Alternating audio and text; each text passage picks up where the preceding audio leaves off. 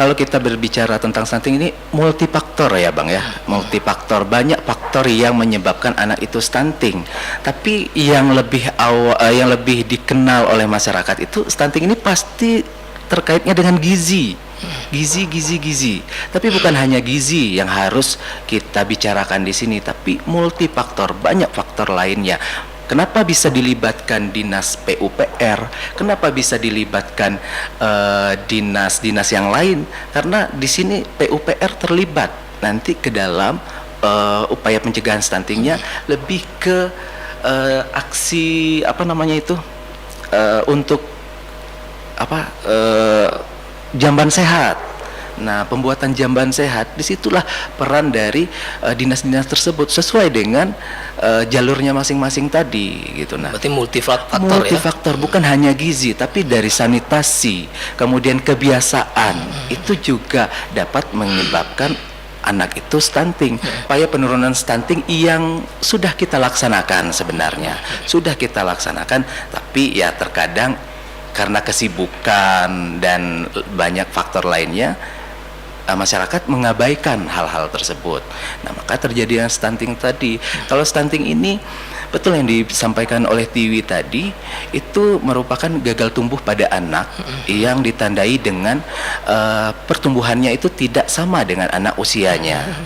Nah, tanda-tanda atau ciri-ciri khasnya itu bertumbuh pendek, gitu kan, tubuhnya itu pendek, kemudian kognitifnya itu melambat dari anak usianya. Seandainya nih contohnya, yang si anak A ini sudah bisa manggil papa atau manggil mama, anak yang B tidak bisa. Nah, atau anak yang A sudah bisa berjalan, sedangkan anak B baru bisa ngomong mama atau papa. Nah, itu kan berarti ada keterlambatan kognitifnya tadi. Kemudian juga masih banyak lagi ciri-cirinya. Kan cuma dari 1000 HPK dari ibu hamil, ibu menyusui, tapi kita juga sebagai remaja juga dapat mencegah stunting loh. Karena kalau di BKKBN itu ada usia untuk ideal menikah. Kalau untuk laki-laki itu ada 21 tahun dan 25. Untuk 25 tahun maksud saya. Untuk perempuan 21 tahun. Nah, jadi mulai dari kita remaja, kita mempersiapkan kehidupan kita nanti, kita sudah mencegah itu yang namanya stunting. Kalau misalnya kita sudah di usia sekarang, sudah banyak sekali ya kita temui kasus-kasus yang usianya belum cukup tapi udah menikah di usia dini, di usia anak. Terus juga dari remajanya juga sudah harus mempersiapkan kesehatannya, sudah memperhatikan kesehatannya, mulai dari misalnya remaja putri mengkonsumsi tablet tambah darah juga seperti itu. Terus juga kalau untuk remajanya yang laki-laki mungkin bisa mencegahnya juga untuk mengurangi merokok, mengkonsumsi narkoba dan juga obat-obatan terlarang lainnya. Jadi kenapa sih masalah ini sudah sangat menjadi serius di Indonesia, bahkan di dunia sudah membahas stunting ya. Jadi memang mulai dari hulu, kalau kata remaja itu pencegahan stunting dari hulu sudah dimulai dari remajanya. Jadi remajalah yang penyambung tangan pemerintah untuk melanjutkan masa depan Indonesia nanti. Kalau mulai dari remajanya saat ini sudah bermasalah, sudah melakukan hal-hal yang tidak dianjurkan oleh pemerintah, bagaimana kehidupan masyarakat di Indonesia kelak yang menjadi penerus dari Indonesia untuk saat ini? Untuk mempertahankan angka yang luar biasa menjadi tanggung jawab besar ini, luar biasa sekali. Sudah banyak dinas-dinas terkait dan juga masyarakat yang terlibat, dan semoga kedepannya bisa terus digali kembali. Mungkin ada beberapa banyak yang menjadi penyebab dari stunting ini, bukan cuman yang bisa kita lihat dari luarnya saja, tapi dari dalamnya juga kita kuatkan lagi pemahaman kita dan juga pengetahuan kita untuk melihat lebih dalam lagi. Terus juga untuk pemudanya mungkin ya Bang ya, untuk dari pemudanya, karena kitalah yang nanti akan meneruskan bangsa Indonesia ini.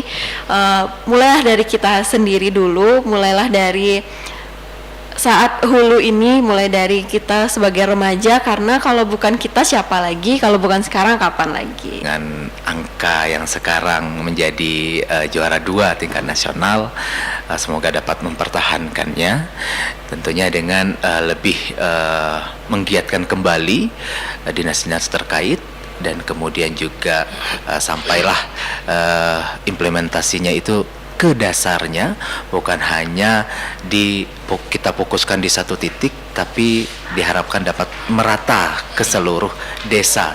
Walaupun desa itu tidak ada angka stunting, tetaplah melakukan pemaparan terhadap desa tersebut. Nah, ini kembalinya ke lapangan ya. Nah, ke lapangan, jadi diharapkan dapat semaksimal mungkin menerapkan apa yang sudah ada, apa yang sudah kita lakukan untuk menurunkan angka stunting ini. Jangan hanya sebatas ini saja, sebatas merebut juara 2, tapi yang sudah ada ini kita lanjutkan terus kapan perlu ada inovasi terbaru lagi. Inovasi-inovasi ini kalau bisa di setiap dinas itu mempunyai inovasinya masing-masing dalam penurunan stunting ini. Jadi bukan hanya fokus ke dinas kesehatan atau dinas KB saja, tapi dinas lain juga bisa berinovasi di sini ya untuk penurunan stunting ini ya. Karena kalau sudah angka 2 gitu kan, bakal banyak yang berkunjung nanti ya ke Kota Sungai Penuh, bakal penasaran mau lihat ya gimana ya bentuknya. Jadi pilot project ya. Iya. Karena saat ini kan Sungai Penuh menjadi role modelnya gitu kan, dari yang angkanya jauh di bawah saat ini bisa melejit naik gitu kan ya, karena itu tadi Bang, aksinya memang dilakukan.